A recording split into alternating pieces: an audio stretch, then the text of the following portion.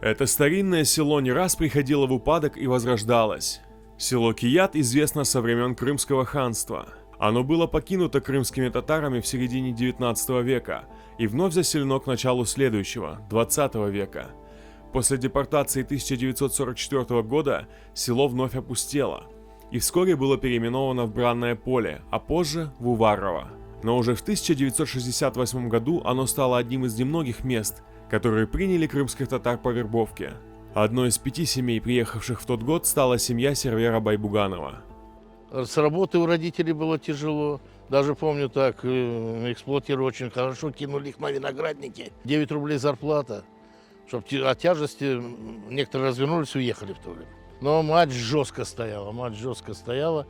Перед людьми будет стыдно, перед соотечественниками будет стыдно. Мы первые попали под вербовку их. Если мы съедем, мол, и вот так, а потом уже втянулись.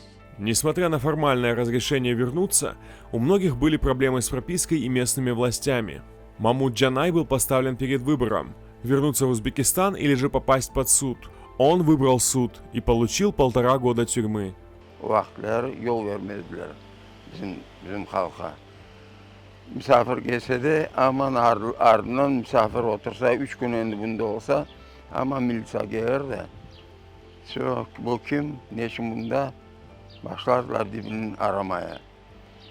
Son kaysın bundan derdiler. Öyle yapıştı zıkkınıyla öyle de yaşayıp kaldık işte biz bunda.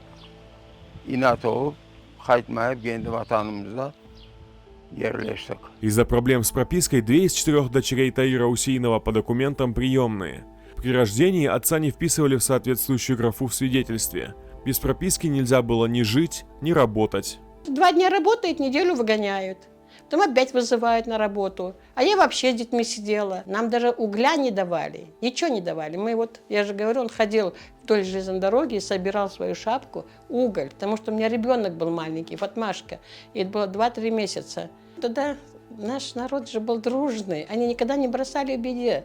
Они могли собраться за одну ночь, все проблемы решить. Они могли за ночь окна поставить нам, поштукатурить его, убраться и все привезти, что не хватает. Кто дрова принесет, кто уголь ведром принесет. На самом деле это так было, кто муку принесет. O vakit ben traktörçülüğe Lenina'da okurdum 3 aylık.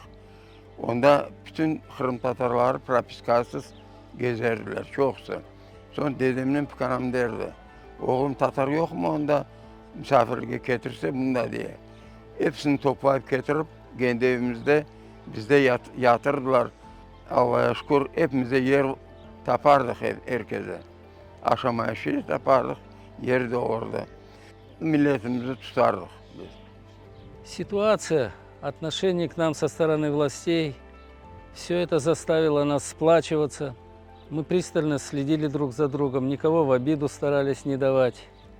Если даже происходили какие-то события, то мы все вместе дружно собирались. Надо давать отпор, значит, давали отпор. Совместно проводили праздники.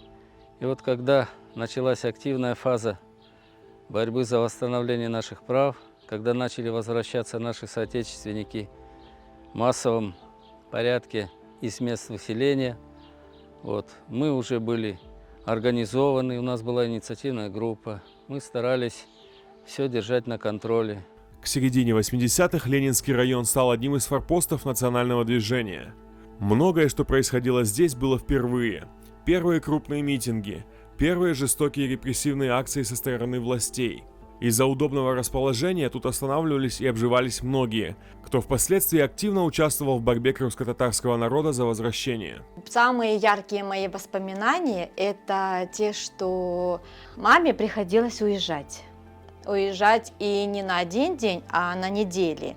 Вот, и мы видели ее по телевизору. Мы вот так сидели, смотрели.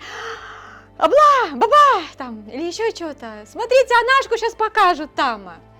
Вот это хорошо запомнилось, потому что мы же еще и переживали. Это были не мирные акции, были некоторые последствия. Мы немножко волновались. Сейчас Кият вновь умирает.